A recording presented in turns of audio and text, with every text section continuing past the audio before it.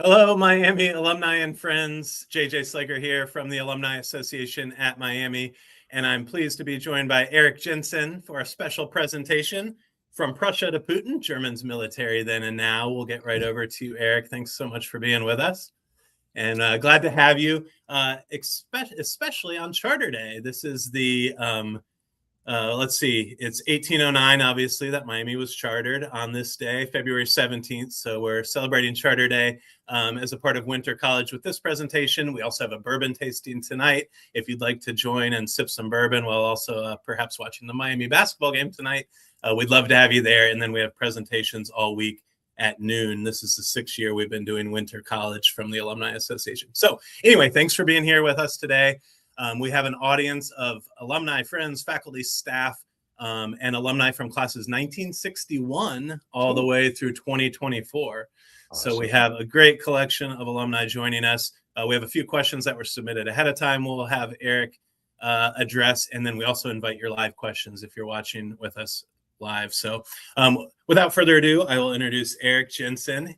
He's a historian specializing in 20th century Germany. And Eric is also an associate professor of history here at Miami University. And we're so happy to have you join us today, Eric. And before I turn it over to you and get your slides up, we are also supporting the Andrew R.L. Caton Memorial Fund, which supports the history department at Miami. And I know that means a good portion to you. You worked with Andrew as well, right? Yeah, a wonderful, wonderful colleague and an incredible historian. So yeah, that fund is near and dear to my heart. Yeah, awesome. And that supports the history department, general fund, or do you know? And students in particular, it's earmarked for student research. So if you care about helping our master's students and our undergraduates carry out their own research, kind of in the spirit of Andrew Caton's sort of intellectual energy, then please feel free to donate. We would appreciate it. Awesome. Yeah, thank you for sharing that. And if you do want to contribute, we've made it easy with a giving button link right below your video. If you're watching on ALC Live, you should be able to scroll down and click over to that if you want to support the history department and the Caton Fund. All right, without further ado, I'm going to turn it over to you, Eric. We'll see you at the end for some questions. Excellent. All right. Thank you. Well, it is not only Charter Day, but it is also Mardi Gras. And so I wanted to wish everyone a happy Mardi Gras. And I'm going to use that as a segue in just a second. I wanted to explain my title really briefly, from Prussia to Putin, Germany's military then and now. So the title refers to the popular perception that Prussia was responsible for German militarism. And this is definitely an idea that animated, for instance, Prime Minister Winston Churchill's approach to the post-war settlement in Central Europe. Like, one of his big agenda items was dismantling the state of Prussia, which was a state within Germany that was, in Germany, it played an outsized presence in Germany's federal system. It would be as if New York and Florida and Illinois and Texas and California were combined into one super state. That's how prominent it was. But in Winston Churchill's mind, it was responsible for German militarism. He wanted to dismantle it. And the title also riffs on the old quotation from Voltaire. Voltaire famously said in the 18th century, "Where some states have an army, the Prussian army has a state." So anyway, I wanted to take that as a starting point and look at this question of German militarism and look at how it has changed over the last 100 years, and particularly over the last 2 months. So as I mentioned, I was going to start out with wishing everyone a happy Mardi Gras. And if we were in Germany, actually yesterday would have been the huge celebration if we were living in one of the heavily Catholic regions of Germany, especially in the Rhineland. Yesterday was really the culmination of these pre-Lenten celebrations. And a number of cities in Germany had what they referred to as Rose Monday parades, or Rosenmontagsumzug. And the great thing about these parades is they can be very political, and they'll do these elaborate floats. And I wanted to show you some of these floats that were on display yesterday in Dusseldorf and Aachen and Essen, that show how central this issue of Europe's position in between Russia and the United States, and Europe's vulnerability in particular to the aggressions of Vladimir Putin, are in the minds of a lot of Germans. So this is from Dusseldorf. It shows obviously Europe straddled between Putin and Trump, and in danger of being swallowed by both, which I think illustrates kind of a feeling that Europeans are particularly vulnerable right now. I wanted to also highlight something that's going on right now. A number of these floats, especially the political floats, have been designed by this very famous German float designer by the name of Jacques Tilly. And in Moscow right now, there is currently a court proceeding against Tilly. Obviously, he's in Germany. This is totally ceremonial and in absentia. But in Moscow, there is a court case against Tilly for defaming Putin, because Tilly has been such a vocal critic of Putin and designed all these floats that are critical of Putin. And I wanted to show you some of the floats that he's designed. This is one of them. And this, in turn, has given rise in Germany just over the past couple weeks to a little bit of a movement in solidarity with Jacques Tilly. And there are a number of German parade officials and carnival and Fasching officials who have organized under the mantra, "We are all Tilly." And it kind of reminds me of that moment in 2015 when after there was the attack on the Charlie Hebdo offices in Paris, there was a circulating mantra, "Je suis Charlie," to show solidarity. And right now there's a movement in Germany, "Wir alle sind Tilly," as a way of saying, like, we are all, these people who are in danger of Putin's aggression and Putin's censorship and Putin's crackdown on free speech and democratic processes. So I wanted to show you some of these slides, slides of some of these floats that were just on display yesterday. This one is, I think, from Aachen. There was one from Trier. There was one from Dusseldorf and one from Essen. This I like. The AfD is the far right party, and the AfD has been surprisingly sympathetic toward Putin. And so this float is making fun of the fact that the AfD is just serving as a drone for Putin in Western Europe. And so I wanted to give that as a little introduction, just to show you, even in this time of celebration, during a Rosenmontag, basically the Mardi Gras of Germany, that this is really front and center in Germans' minds, this perceived vulnerability between Putin's aggression on the one hand, as illustrated by the invasion of Ukraine, and then this skepticism or this concern that maybe the United States is less committed to NATO and less committed to the defense of Europe than it had previously been, which I think is represented by that one float that showed Europe straddled between Putin and Trump. And so I wanted to talk just a little bit about why I'm thinking about this question of German militarism. And I wanted to emphasize, the title's a little bit provocative. This is also really a question of German pacifism. And this will be mostly a talk actually about German pacifism over the last 80 years. And the first reason why I'm interested in this question and why I decided to give this talk today was, first of all, it is absolutely in the news. In December 2025, just 2 months ago, the Bundestag in Germany voted a new law that foresees an initial draft of men born in the year 2008 and after, if not enough men voluntarily sign up.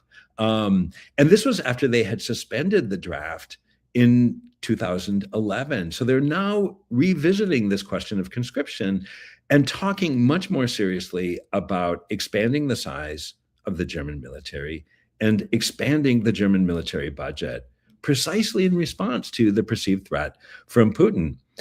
And so far, the public seems to support some sort of draft, according to the polls.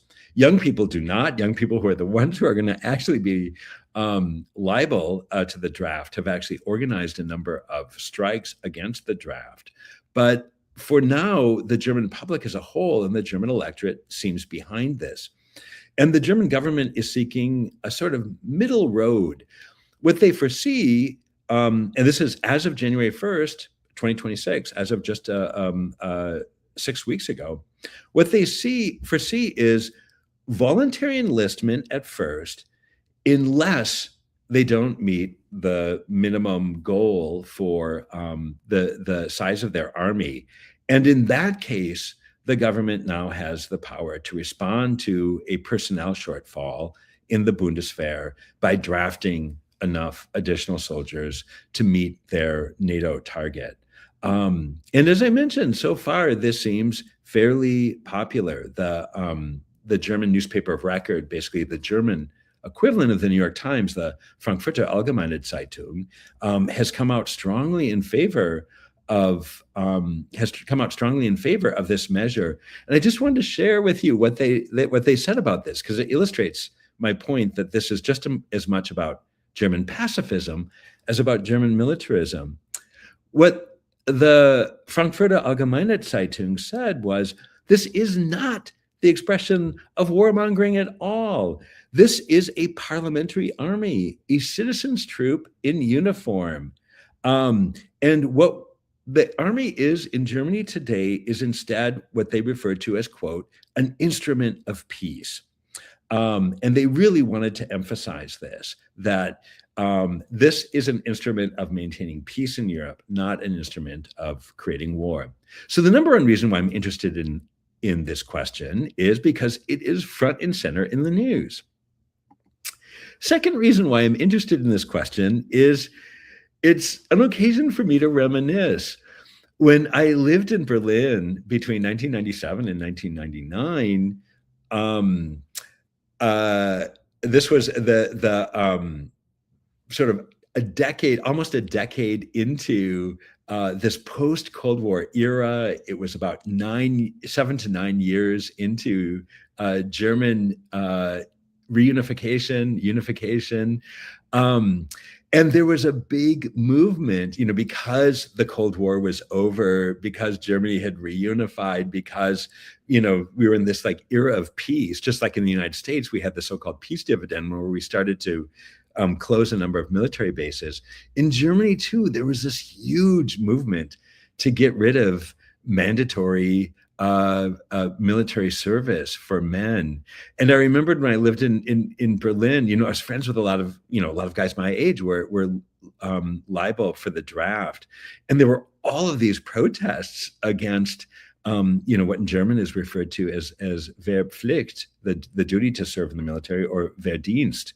And I just wanted to share with you a flyer from this is a June 10th, 1998 public protest against the swearing in of conscripts in front of the city hall in downtown Berlin.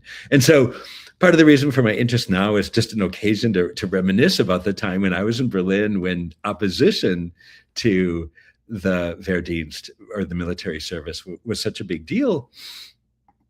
Third reason I wanted to talk about this, and why it's front and center in my mind, is I mostly focus on the Weimar Republic, Germany in the 1920s. And we're coming up on the 100th anniversary of a really important scandal during the Weimar Republic that focused on Germany's secret rearmament program that was an explicit violation of the Versailles Treaty. So a number of you know that the Versailles Treaty limited the German military to just 100,000 men. It put severe restrictions on the German Navy and prohibited a German Air Force altogether. Starting in the late 1920s, a man by the name of Karl von Ossietzky, who is a journalist, he was the editor of this leftist magazine known as Die Weltbühne. He started publishing revelations about illegal rearmament programs on the part of the Weimar military. And in 1927, he started raising or revealing the fact that the ex-Kaiser, who was now in exile in the Netherlands, was actually funneling money to create a parallel German military called the Black Army, the Der Schwarze Reichswehr. And in 1929, he revealed the fact that the German parliament itself had actually allocated money for the creation of an illegal air force through the notorious Abteilung M in the Defense Department. And because of this, he was imprisoned and released in Germany in the early 1930s.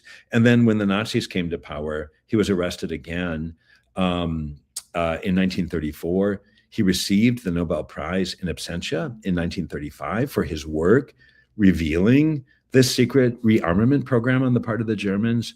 And he died in German custody. But we're coming on the 100th anniversary of this whole series of revelations, which is both an indication of German pacifism through the work of Karl von Ossietzky, and of German militarism. I mean, the fact that the German state was secretly rearming in explicit violation of the Versailles Treaty.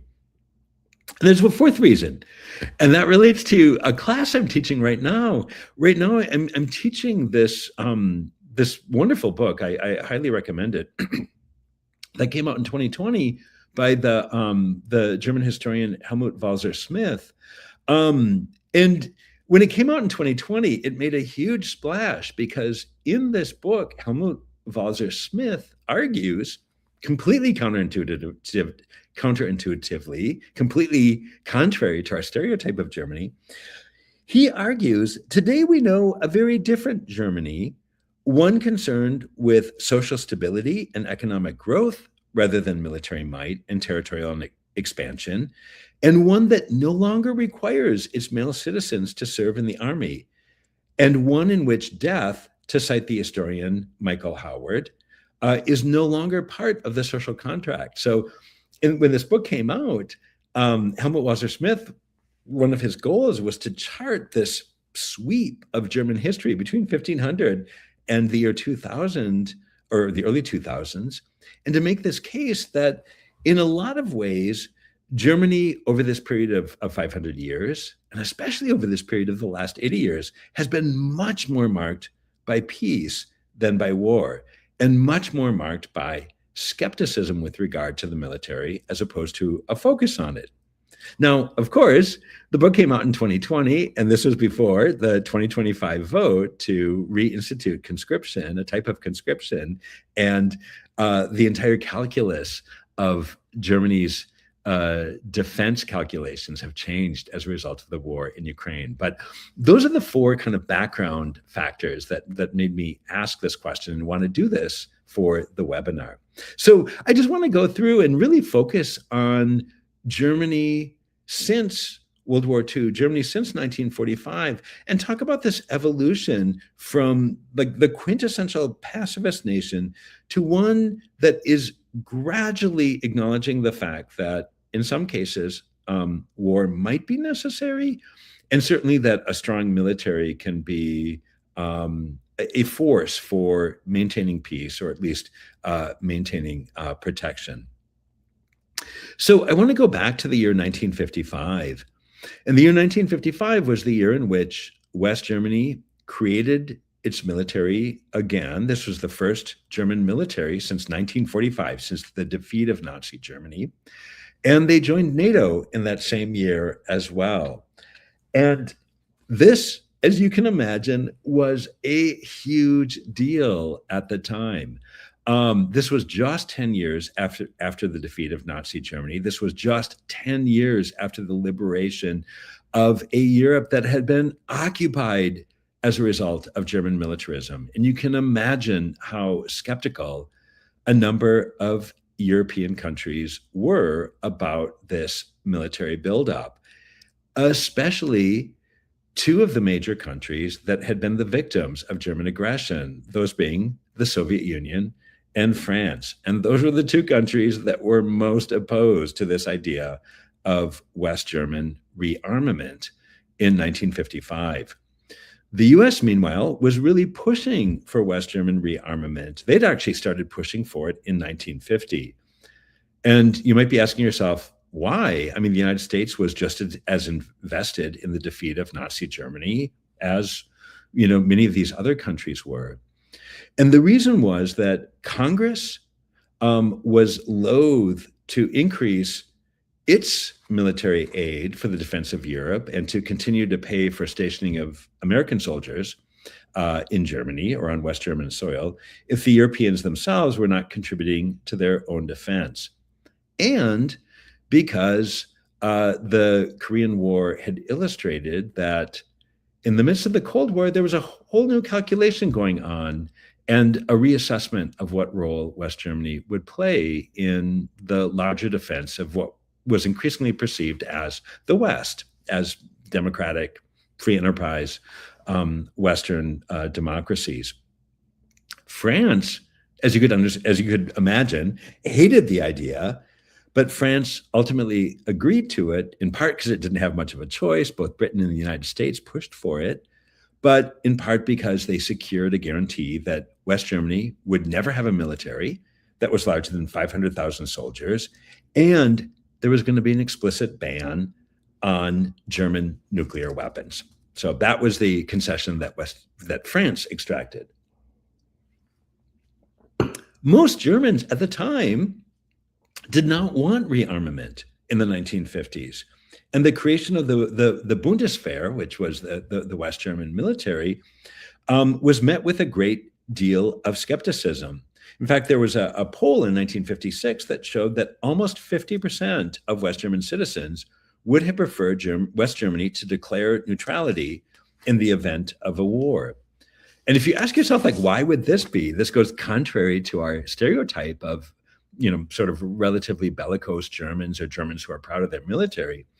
The reason was a lot of West Germans feared that and understood that West Germany was going to be the battlefield in the event of a war.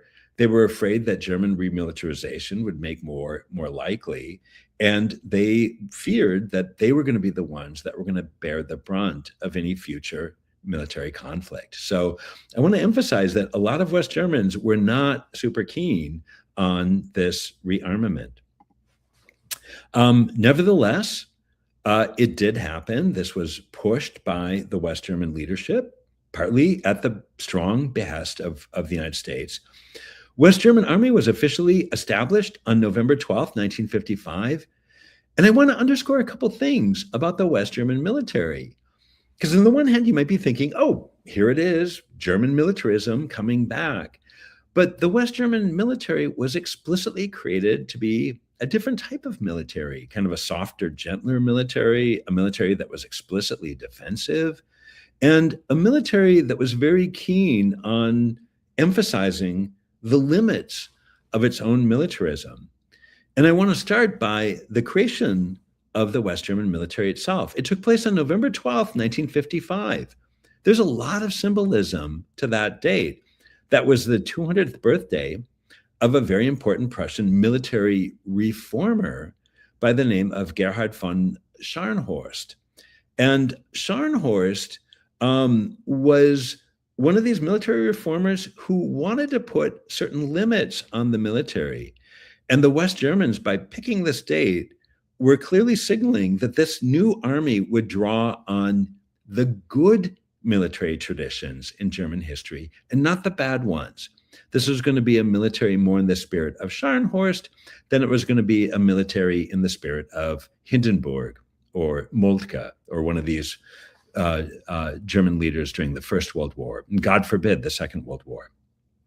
It was going to be a different military. It was going to be one that was going to emphasize the individual moral conscience of each individual soldier. And I want to emphasize another central aspect of the West German military, and this continued on into the German military to this day. The German military, they will always have a ceremonial swearing in of the honor guard in the military, and they will hold it always every year on July 20th. And they'll often hold it in the courtyard, at least since reunification, in the courtyard of the Defense Ministry in what is known as the Bendler Block. The courtyard is the location where German officers who were convicted of attempting to assassinate Adolf Hitler on July 20th, 1944, were executed by the Nazi regime. And so by having this swearing in ceremony of the honor guard every July 20th on the location where German military officers who had tried to assassinate Adolf Hitler were executed, it was the German military's way of honoring the fact that these German military officers who tried to assassinate Adolf Hitler on July 20th, 1944, were acting on their consciences. They were making a stand and saying, even though we as military officers have sworn allegiance to obey orders, we also obey a higher calling, and that higher calling calls on us to resist. That's the way in which the assassination attempt has been celebrated. In many ways, the assassination attempt was long overdue, but nevertheless, it has assumed this role in German memory. And the West German military, and then the unified German military after 1990, was explicitly tapping into that memory, saying, we are going to honor German military officers who tried to assassinate the commander-in-chief of the military because what he was doing was immoral. And that was their way of celebrating and honoring the fact that every German officer and every German enlisted person has a responsibility to their own conscience first and foremost. And in German, they refer to this as the concept of innere Führung, which means like inner leadership. You listen to your own conscience. A subordinate must not follow an order if it contravenes international law or, quote, violates human dignity. So this was also central to the reestablishment of the West German military, this idea that, yes, like all militaries, there will be orders, but this is a military that honors the individual conscience of those personnel who are enlisted. And I just wanted to add one other really interesting kind of factoid about Germany and the way it thinks about the military during the Second World War. Not only does Germany honor these military officers who tried to assassinate Hitler on July 20th, for a long time it was controversial, but now it's become broadly accepted. When I was in Luxembourg at the Munich campus, I taught a class. We were looking at Germany in the 20th century, and I had my students compile a list of the number of memorials in Germany to World War II deserters. And they came up with around 30 memorials in different parts of Germany. And if you can imagine that, building a memorial to someone who has deserted the national military, it's hard to imagine that happening in almost any other country. But in Germany, there are memorials to those who deserted the military during World War II as a way of saying, we want to celebrate these people who listen to their own conscience. So the emphasis from the get-go was that this was going to be a military for defense only. And this is going to be a military that honored people's individual conscience. It was going to be a military that was going to be a new and different military for this post-militaristic West Germany. Starting in the 1960s, there was a wave of student protests in West Germany, just as there were in the United States. And this new generation of West Germans, they're referred to as 68ers in Germany to this day. It's a seminal generation, the 68ers. This generation was becoming increasingly fed up, even with this level of militarization in Germany. And I wanted to show you this graph. This graph comes from the weekly news magazine Spiegel. And if you'll see on the x-axis, it says 1971. It goes through to the 2000s. And then on the y-axis, you can see it goes from 0 to 200,000.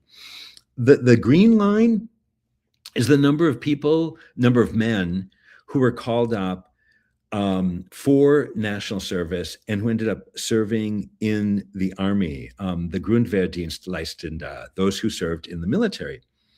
One of the other things, kind of a wrinkle in Germany's national military service, was there was always the option for those who didn't want to serve in the military of doing a comparable civilian service. And that's shown in the red line. The red line is Zivildienstleistende, those who did the civil service instead of serving in the military. And you can see over time, the number of people doing civilian service increased. The number of people doing military service decreased, especially after reunification, after the end of the Cold War. And if you can look at the very bottom, there's kind of a green scale and a red scale at the very bottom.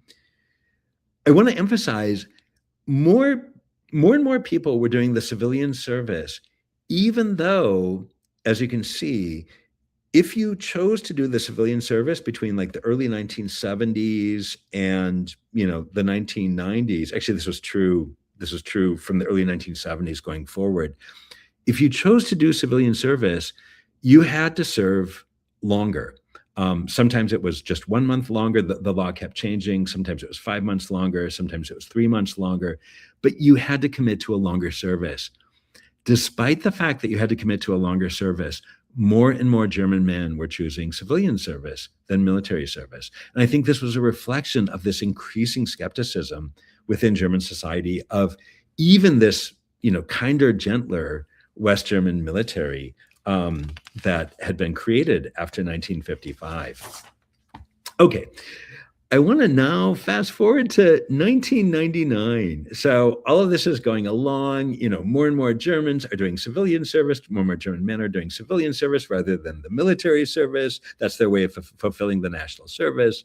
The German military in general is committed to this idea of inner leadership. I'm going to follow my conscience, that was explicitly for defensive purposes only.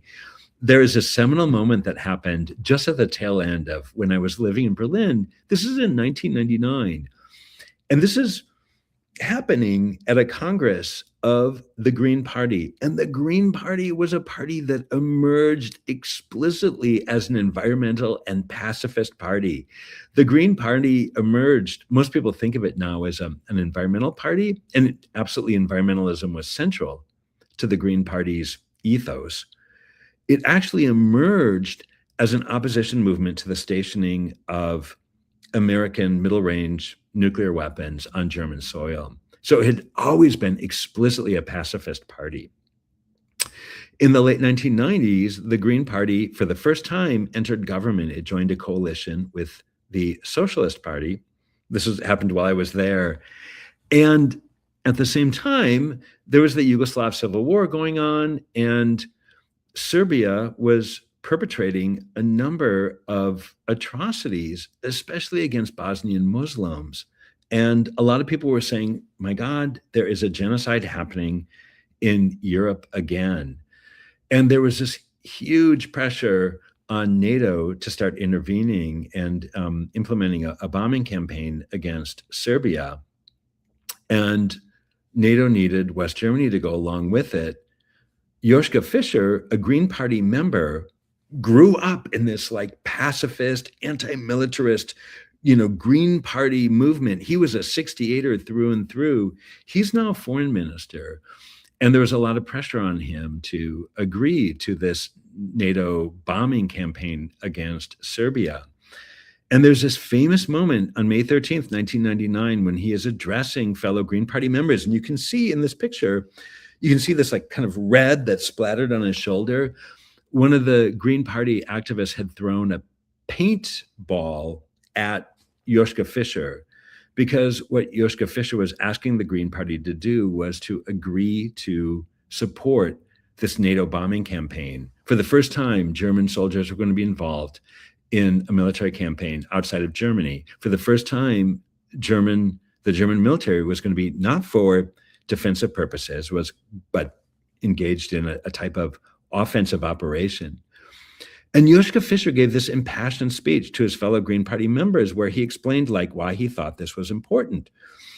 And he said, I believe in two principles: never again war and never again Auschwitz, never again genocide and never again fascism. Both belong together for me, dear friends, and that is why I joined the Green Party.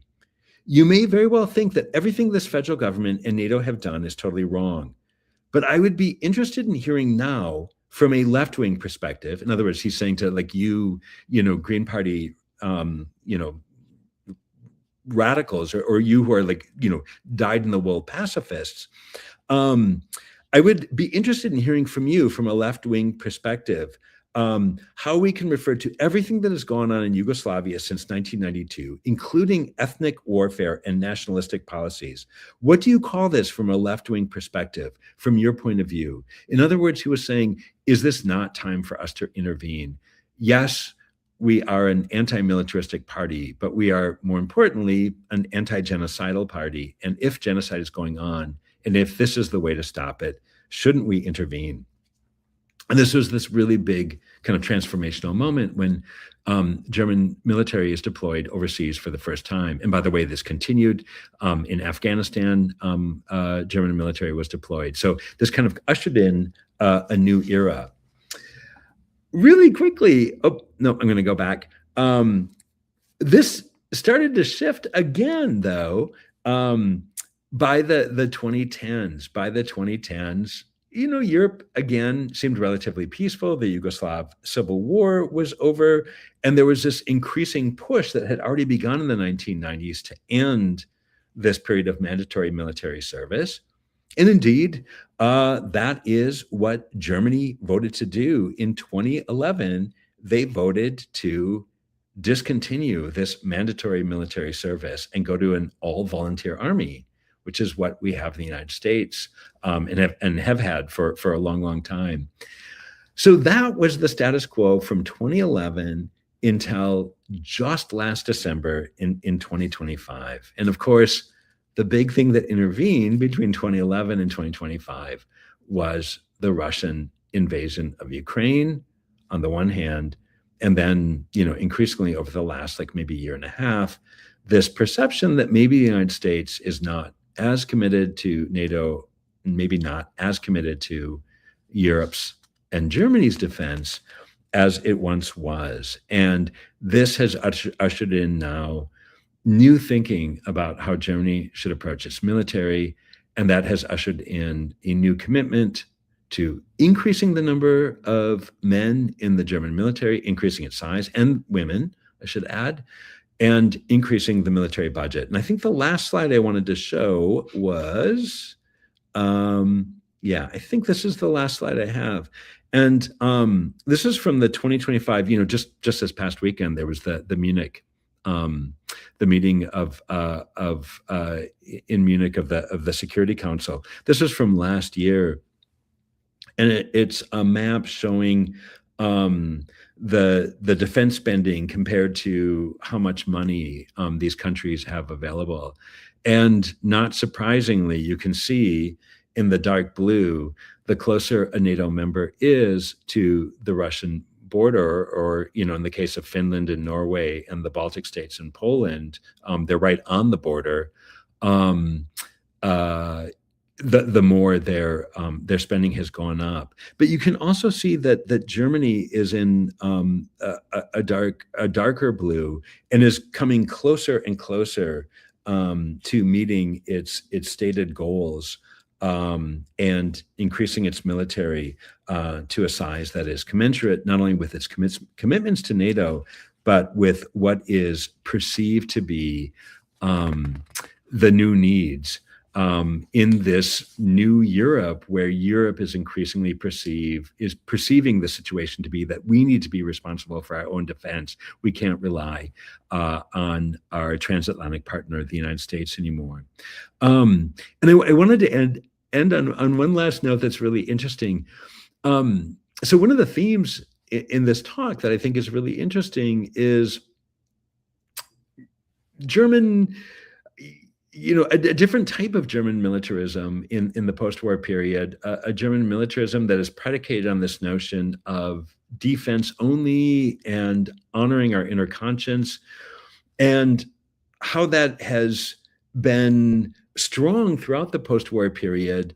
But at least the commitment to the military seems to be increasing, and maybe a realization that a defensive only military, what that means is a little bit up for debate. That sometimes advanced posturing in the case of Afghanistan or the former Yugoslav states in the 1990s might be perceived as part of defense. So kind of a rethinking of what the role of the German military is. I wanted to point that out. On the opposite side, I think it is worth pointing out that at the same time as all of this has been going on for the past 80 years in West Germany and the United Germany, Germany has always been one of the largest arms exporters in the world, and is still, a strong arms manufacturer. And so that fact has always existed in tension with this kind of softer, gentler military commitment that we saw emerging in 1955 and going through periodic reassessments since. So I wanted to end it there, since we're at the 40-minute mark. And I'm going to take a couple of pre-circulated questions. Actually, JJ, do you want to ask the question, and then I'll take a stab at it? Well, yeah. Thank you so much, Eric, for sharing. That was awesome. All right. We are going to get started with questions. And as a reminder, we'll take live ones. Eric's happy to stay and talk, and we have time. So please, if you're watching live, now's your chance to click the question link next to your video and send us something. All right. We have a first one from Judy, class of 1968, who simply says, should we be afraid? A great question. I feel like this question can always be asked. I think we should be concerned and aware and vigilant and active. I would say that. When I hear this question, I often think of one of the mantras of Holocaust survivors, and that is, in German, it's Wehret den Anfängen, beware of the beginnings. That things start out slowly and then they gradually increase, and it seems to me it's a plea for vigilance and activism when activism is still possible. And I think that's certainly an idea that a number of Germans took to heart in the post-war period, and I think it was one of the inspirations for the founding of the Green Party. By the way, if I'm going to make a plug for a film, I just saw a film on Thursday night it was a documentary about Petra Kelly, she was the founding force behind the Green Party, and it's a remarkable film. And I think that was one of the inspirations for her. She was incredibly afraid of what was going on in the late 70s and early 1980s during the so-called Second Cold War, as frictions between the United States and the Soviet Union were heating up again, and there was this increasing deployment by both sides of middle-range nuclear weapons on European soil. And she was like, now is the time to act when we can still act. Don't wait until it's too late. And so I think we can learn from Petra Kelly. Yeah, and it looks like it is called Petra Kelly Act Now. So yes, exactly. Oh my God, thank you. Yes. And they just screened it at the Esquire. So if anyone can catch it, please do. It's a wonderful documentary, and she was truly inspirational. She died in the 1990s. Or she was killed by her lover. But anyway. Wow. Well, that took a turn. Okay. Yeah, I'm sorry. That was like, oh, geez. All right, we have another question. It's from Rob, class of 88. And you talked about this with West Germany, but maybe we'll talk a little bit about it now in the current state. Considering the potential rise of authoritarianism in Europe, what is the current German military naval philosophy regarding lawful and unlawful orders? Yeah. Just to reiterate, this was like one of the centerpieces of the Bundeswehr, of the West German military when it was created, was like that you follow your inner conscience and your inner law. in your inner leadership as a when an order that you're getting contravenes that, you listen to your inner law, your inner sense of what's right. I will point out that East Germany founded its military shortly after West Germany rearmed. Probably not surprisingly, they did not have such a caveat. Like in the East German military was very much like an order is given and you will follow it. A really good friend of mine when I was in graduate school, Andy Bickford, is an anthropologist, and he did an anthropological study of East German soldiers, and this was one of his kind of central points of research was, how were you reacting to these orders to shoot these people who were trying to flee into West Germany? And he was digging at precisely that question of like, what did you do when your conscience conflicted with the orders that you were given? And as we saw, I think when the wall fell, despite the fact that there was no allowance for an inner leadership, there were a number of East German soldiers who were like, well, I'm still not going to shoot because this is wrong. All right, thank you. We have one from John. What impact will the remilitarization have on the German economy? So that is an excellent question. It is one of the arguments, one of the parties that's been pushing, in fact, the party that's been pushing hardest for this remilitarization has been the CDU, the Christian Democratic Union, which has always been the kind of the center-right party, the centrist right-leaning party. And they have argued that remilitarization can be good for the German economy because there are so many arms manufacturers in Germany, and that military bases actually have a strong presence, particularly in southern Germany and Bavaria, which has always been a stronghold of political conservatism in Germany.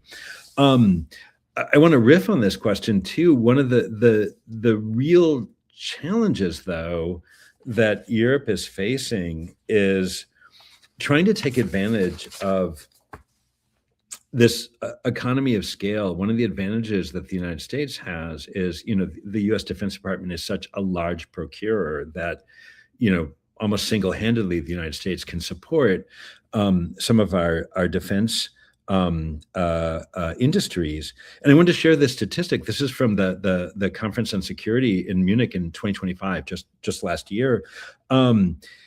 The procurement in Europe, including in West Germany, is still heavily reliant on the United States. And in fact, it's becoming more reliant. Between 2022 and 2024, US systems accounted for roughly 51% of all the equipment spending by European NATO members. And this is up from just 28% between 2019 and 2021. And this has been a real challenge for EU members. And what the EU is trying to do now is set their own targets. And they agreed in 2007 that their goal was going to be to have 35% of all EU members' procurement budgets going pooled together and then jointly used to procure weapons. So that the EU itself would be this economy of scale akin to the Pentagon, that they would have this like large budget. They could say like, look, we are committed to spending this much money to foster some of these defense industries. They still have not reached that target, but there is this move to try to reassure a lot of the procurement and to kind of foster these kind of economies of scale by pooling together all the defense budgets in the entire EU and spending it together as a way of being able to direct the types of industries that are being fostered. Great question. All these questions are great. Yeah, we've got more coming in, so they're going to keep you talking. This one is asking to assess the military strength. How strong is the German military? How able are they to deploy outside of Germany? And how committed are they to the defense of Ukraine in support of Article 5? Great questions, all three. I'm going to take the second one. First, not at all. That has always been one of the shortcomings of the German military is they do not possess their own capability to deploy outside of Germany. And, I think this is a legacy of the fact that it was initially started as a defense force. And, they for the longest time, they never saw the need to do that. with Afghanistan, they were entirely reliant on the U.S. The U.S. has always been the military that is best able to deploy deploy troops abroad, and this has been one of the huge shortcomings of the German military, and this is something that they are acutely aware of and now working on. This is the third part of the question is fantastic. How committed are they to the defense of Ukraine, and to support of Article 5 in the NATO treaty? I would say, as a whole, if you looked at the German electorate as a whole, very committed. I would say there are two parties that show cracks in that support, and one is on the far right and one is on the far left. On the far right, there's the AfD, and I think in that Rose Monday parade, you saw that one float that was making fun of the fact or satirizing the fact that the AfD is perceived as a puppet drone of Putin, because they're so opposed to German engagement in the Ukraine war in any way whatsoever, certainly by giving support, even financial support to Ukraine. So on the far right, there is opposition to that. On the far left, there is this new party called the Bündnis Sarah Wagenknecht, and this is she's a charismatic left-wing figure, and she has been remarkably, shockingly sympathetic or toward Putin, or at least skeptical of engagement in Ukraine.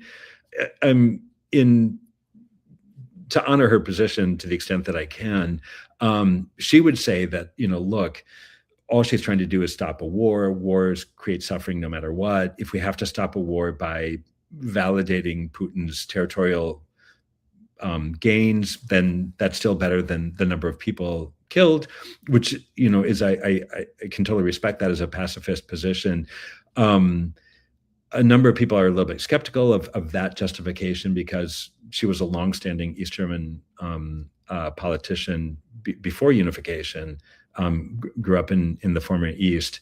And some people are like, well, there's also this like kind of longstanding sympathy that you've had toward Russia. But so she's a little bit of very much a polarizing figure. But on the left, she's another person who is a voice, in her electorate is a voice of skepticism regarding engagement in Ukraine. But I would say by and large, the German electorate as a whole certainly is reflected by the majority coalition government in power now, is committed to NATO and is committed to defending Ukraine, including the Green Party, which again shows how far the Green Party has come, at least in acknowledging that occasionally military intervention may be necessary. All right, so back to the beginning of that, German military strength is on the rise.